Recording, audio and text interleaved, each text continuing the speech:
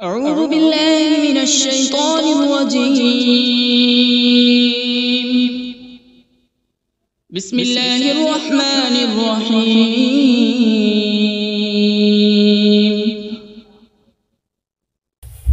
اللہ کے نام سے شروع جو نہایت مہربان رحمت والا ہے۔ الرحمن علم القرآن. رحمان نے اپنے محبوب کو قرآن سکھایا۔ تفسیر میں ہے کہ حضور صلی اللہ تعالی علیہ وآلہ وسلم کے پاس قرآن پاک بظاہر حضرت جبرائیل علیہ السلام کے ذریعے آیا، لیکن در حقیقت اللہ تعالی نے اپنے محبوب صلی اللہ تعالی علیہ وآلہ وسلم کو سارا قرآن سکھایا ہے۔ خلق الإنسان علمه البيان.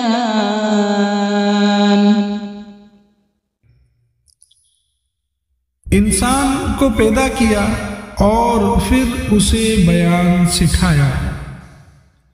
یہاں انسان سے مراد حضور صلی اللہ تعالی علیہ وآلہ وسلم ہے، اور اگلی آیت میں بیان سے ما کان وما یکون، یعنی جو کچھ ہو چکا اور جو کچھ آئندہ ہوگا اس کا بیان مراد ہے۔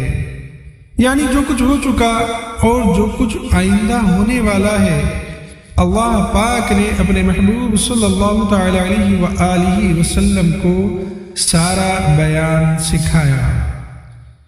آگے فرماتے ہیں یا پھر انسان سے مراد حضرت آدم علیہ نبینا علیہ السلام ہے، اور بیان سے مراد تمام چیزوں کے نام اور تمام زبانوں یعنی لینگویجز کا بیان ہے۔ یا پھر یہاں انسان سے مراد جن سے انسان ہے، اور بیان سے مراد جو آپس میں بات کرنے گفتگو کرنے کی صلاحیت ہے وہ ہے کہ اس کی بات کرنے کی وجہ سے انسان دیگر حیوانوں سے ممتاز ہوا۔ الشمس والقمر بحسبان. سورج اور چاند حساب سے ہے، یعنی سورج اور چاند یہ اپنے حساب میں چلتے ہیں، جو اللہ پاک نے ان کا نظام بنا دیا، اسی نظام سے یہ چل رہے ہیں۔ والنجم والشجر يسجدان.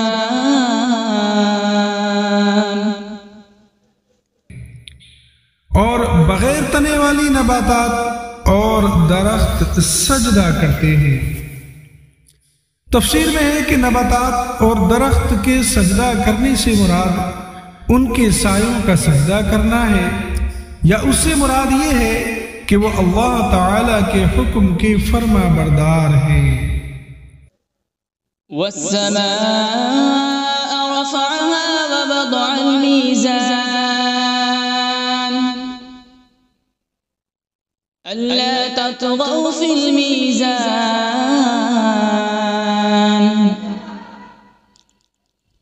وأقيموا الوزن بالقسط ولا تخسروا الميزان. اور آسمان کو اللہ پاک نے بلند کیا اور ترازو رکھی تاکہ تولنے میں نا انصافی نہ کرو، اور انصاف کے ساتھ تول قائم کرو اور وزن نہ گھٹاؤ۔ اس کی تفسیر میں آتا ہے کہ ناپ تول کے معاملات میں عدل اور انصاف اور برابری کی تعلیم اسلام کی شاندار تعلیمات میں سے ہے۔ اس کی اہمیت کا اندازہ اس سے لگایا جا سکتا ہے کہ ناپ تول میں نا انصافی سے معاشرے میں جھگڑے فسادات برپا ہوں گے، باہمی بغض اور عناد بھی پیدا ہوگا، اور یہ چیزیں معاشرتی امن کو تباہ و برباد کر دیتی ہیں۔ اور فرمایا کہ اللہ پاک نے ترازو رکھی تاکہ میزان عمل اس کو دیکھ کر یاد آتا رہے۔ وَالْأَرْضَ وَضَعَهَا لِلْأَنَامِ فِيهَا فَاكِهَةٌ وَالنَّخْلُ ذَاتُ الْأَكْمَامِ،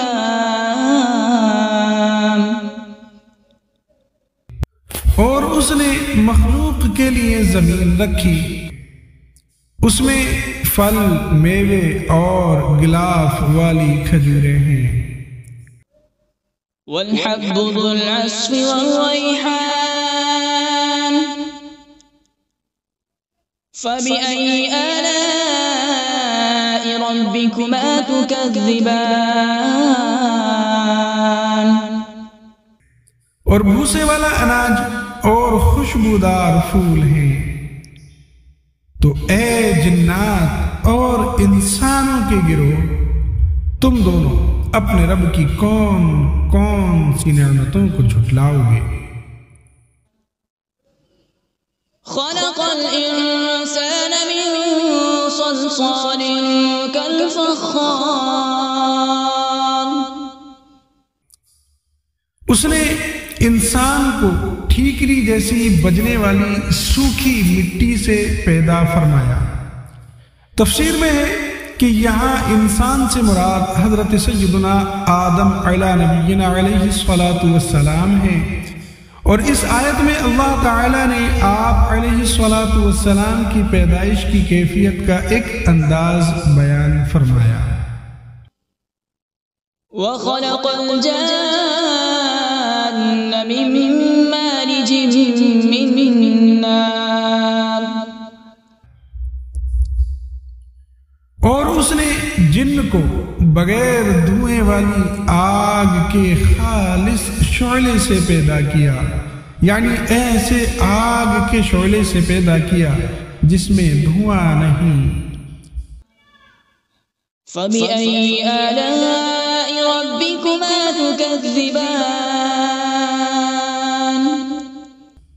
تو اے جنات و انسان، تم دونوں اپنے رب کی کون کون سی نعمتوں کو جھٹلاؤ گے؟ رب المشرقین ورب المغربین، وہ دونوں مشرقوں کا رب ہے اور دونوں مغربوں کا رب ہے۔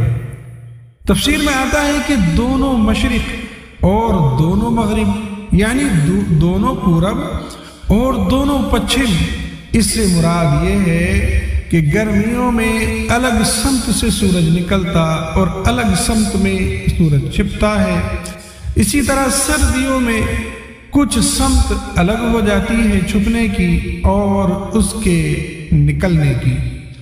تو سورج کے طلوع ہونے اور غروب ہونے کے دونوں مقام مراد ہیں۔ فَبِأَيِّ آلَاءِ رَبِّكُمَا تُكَذِّبَانِ، تو تم دونوں اپنے رب کی کون کون سی نعمتوں کو جھٹلاؤ گے؟ مرج البحرین یلتقیان، اس نے دو سمندر بہائے کہ دونوں ملے ہوئے لگتے ہیں۔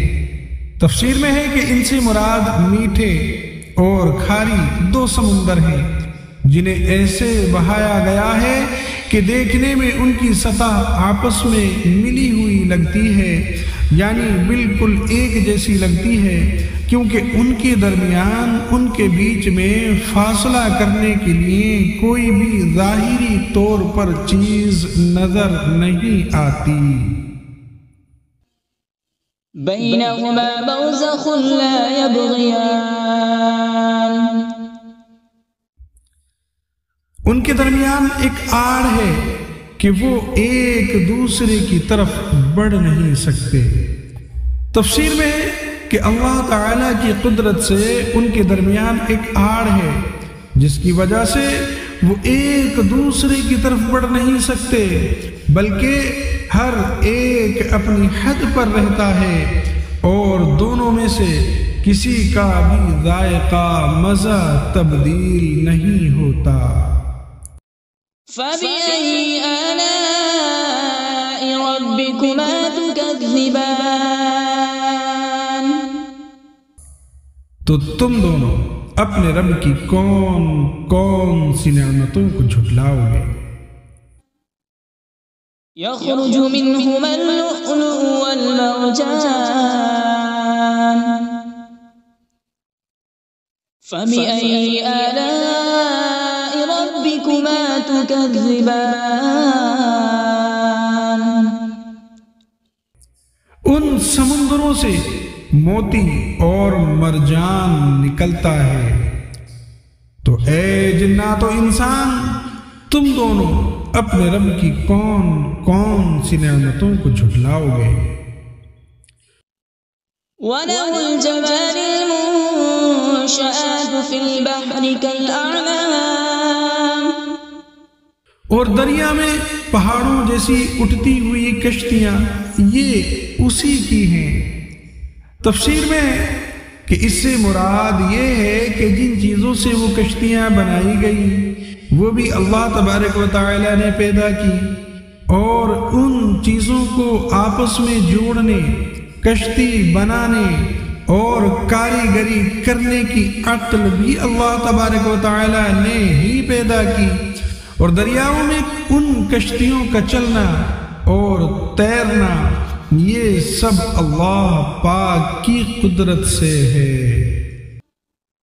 فَبِأَيِّ آلَاءِ رَبِّكُمَا تُكَذِّبَانِ؟ تو تم دونوں اپنے رب کی کون کون سی نعمتوں کو جھٹلاؤ گے؟ كُلُّ مَنْ عَلَيْهَا فَانٍ وَيَبْقَى وَجْهُ رَبِّكَ ذُو الْجَلَالِ وَالْإِكْرَامِ فَبِأَيِّ آلَاءِ رَبِّكُمَا تُكَذِّبَانِ؟ زمین پر جتنی مخلوق ہے یہ سب فنا ہونے والی ہے، اور تمہارے رب کی عظمت اور بزرگی والی ذات یہ باقی رہے گی۔ تو اے جنات اور انسان، تم دونوں اپنے رب کی کون کون سی نعمتوں کو جھٹلاؤ گے؟ يَسْأَلُهُ مَن فِي السَّمَاوَاتِ وَالْأَرْضِ كُلَّ يَوْمٍ هُوَ فِي شَأْنٍ فَبِأَيِّ آلَاءِ رَبِّكُمَا تُكَذِّبَانِ؟ آسمانوں اور زمین میں جتنے ہیں سب اسی کے سوالی ہیں، اور وہ ہر دن کسی کام میں ہے۔ تفسیر میں کہ اس آیت کا معنی یہ ہے کہ اللہ تعالی ہر وقت اپنی قدرت کے آثار ظاہر فرماتا ہے، کسی کو روزی دیتا ہے، کسی کو مارتا ہے اور کسی کو زندہ کرتا ہے، کسی کو عزت دیتا ہے اور کسی کو ذلت میں مبتلا کر دیتا ہے، کسی کو مالدار کرتا ہے اور کسی کو محتاج، کسی کے گناہ بخشتا ہے اور کسی کی تکلیف دور کرتا ہے۔ یاد رہے کہ اللہ تعالی کے لیے مصروف اور مشغول کا لفظ استعمال کرنا یہ جائز نہیں، یہ لفظ استعمال ہی نہیں کر سکتے کیونکہ اللہ تعالی ان اوصاف سے پاک ہے۔ تو اے جنات اور انسان کے گروہ، تم دونوں اپنے رب کی کون کون سی نعمتوں کو جھٹلاؤ گے؟ سَنَفْرُغُ لَكُمْ أَيُّهَ الثَّقَلَانِ؟ اے جنوں اور انسانوں کے گروہ، ابھی ہم تمہارے حساب کا قصد فرمائیں گے۔ تفسیر میں ہے کہ آیت میں سنفرغ سے اس کا حقیقی معنی فراغت مراد نہیں بلکہ اس کا مجازی معنی قصد کرنا مراد ہے۔ اللہ تعالیٰ کے لیے فارغ کا لفظ استعمال نہیں کر سکتے کیونکہ اللہ تعالیٰ فراغت کے مفہوم سے پاک ہے، نیز اس آیت میں تمام انسانوں کے لیے نصیحت ہے کہ وہ دنیا میں وہ جیسے چاہیں زندگی گزارے، لیکن مرنے کے بعد انہیں ہر حال میں اللہ تبارک و تعالیٰ کی بارگاہ میں پیش ہونا ہے، اور اللہ تبارک و تعالیٰ کی بارگاہ میں اپنے اعمال کا حساب دینا ہوگا، اور پھر جس طرح کے اعمال کیے ہوں گے اسی طرح کی جزا ملے گی۔ فبأي آلاء ربكما تكذبان؟ تو تم دونوں اپنے رب کی کون کون سی نعمتوں کو جھٹلاؤ گے؟ يا معشر الجن والإنس إن استطعتم أن تنفذوا من أقطار السماوات والأرض فانفذوا لا تنفذون إلا بسلطان۔ اے جنوں اور انسانوں کی گروہ، اگر تم سے ہو سکے کہ آسمانوں اور زمین کے کناروں سے نکل جاؤ تو نکل جاؤ، لیکن تم جہاں نکل کر جاؤ گے وہاں اسی کی سلطنت ہے۔ فبأي آلاء ربكما تكذبان؟ تو اے جنات اور انسان کے گروہ، تم دونوں اپنے رب کی کون کون سی نعمتوں کو جھٹلاؤ گے؟ يرسل عليكما شواظ من نار ونحاس فلا تنتصران۔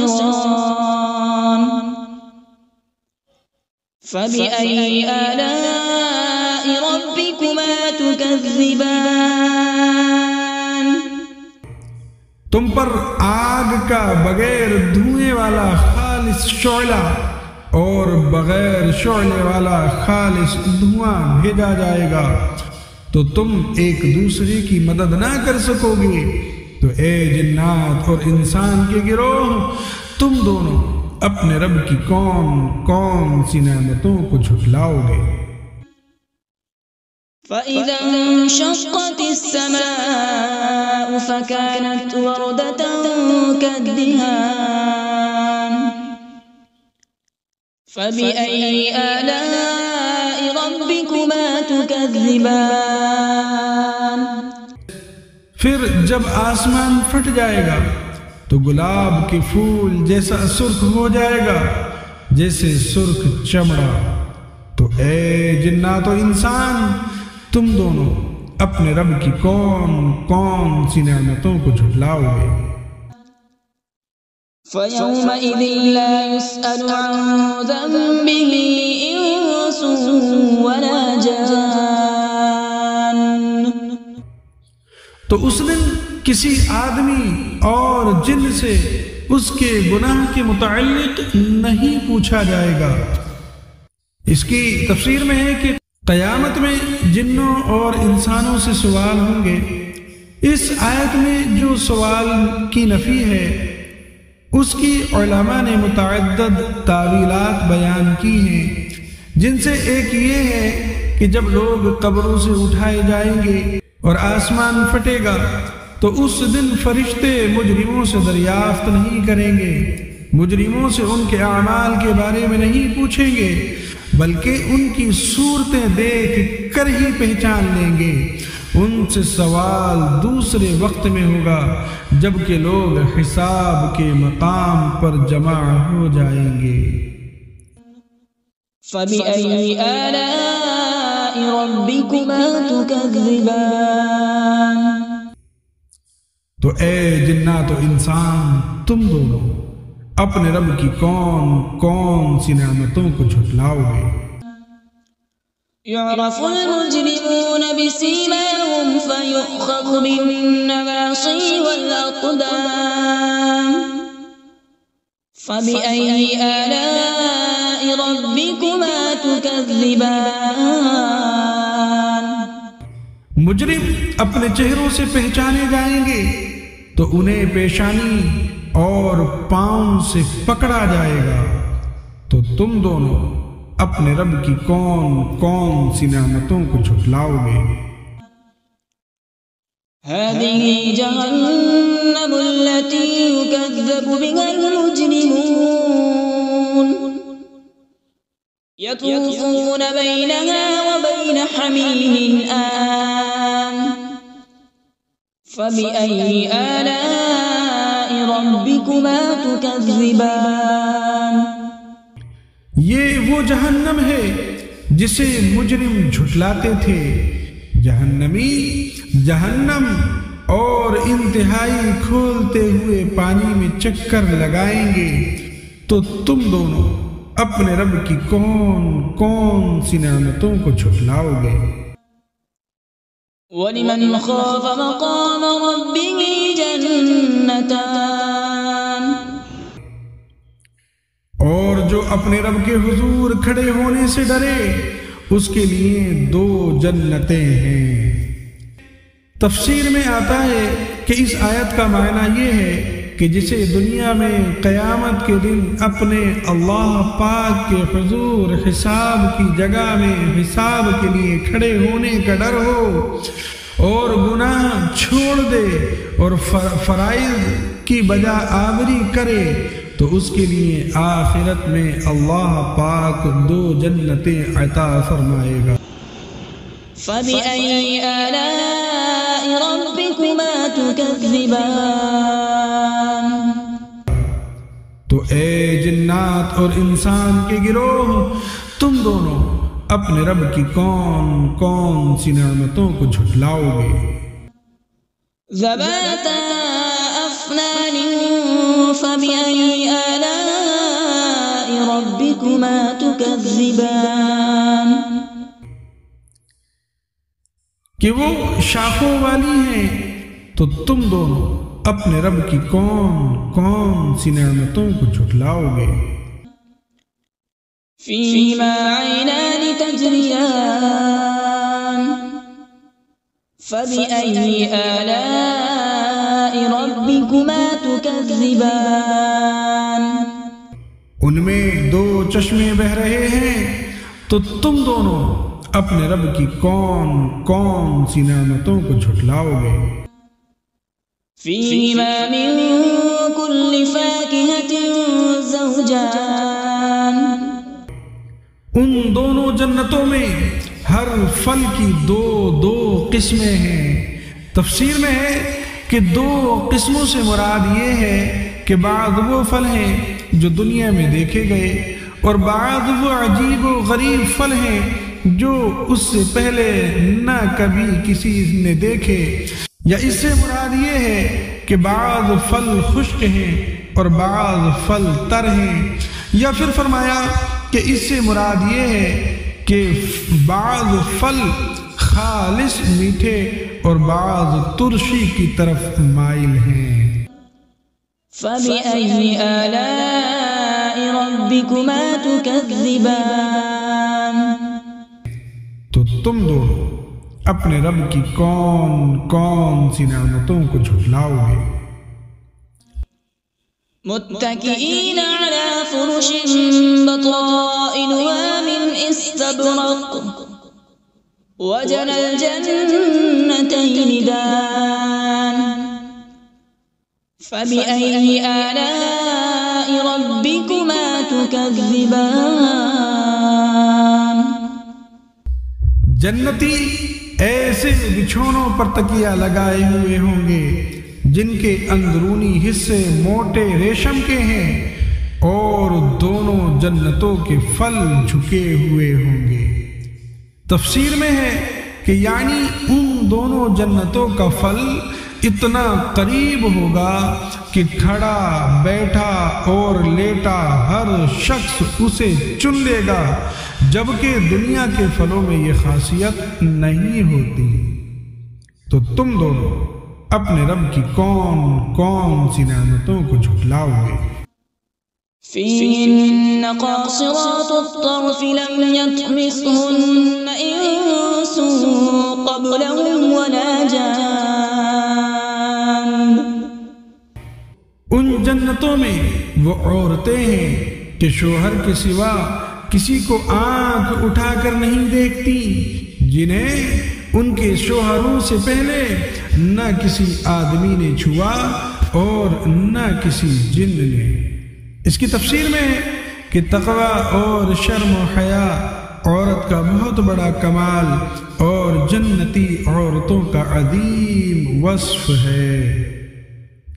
آگے فرمایا ان بیویوں سے مراد حور عین ہیں، کیونکہ وہ جنت میں پیدا کی گئی ہیں، اس لیے انہیں کسی نے نہیں چھوا ہوگا اور ان کے شوہر ہی انہیں چھوئیں گے۔ یہ بھی قول ہے کہ ان سے مراد دنیا کی عورتیں ہیں، انہیں دوبارہ کنواریاں پیدا کیا جائے گا اور پیدائش کے بعد انہیں کسی نے نہ چھوا ہوگا۔ فَبِأَيِّ آلَاءِ رَبِّكُمَا تُكَذِّبَانِ تو اے جنات و انسان، تم دونوں اپنے رب کی کون کون سی نعمتوں کو جھٹلاؤ گے؟ كأنهن الياقوت والمرجان فبأي آلاء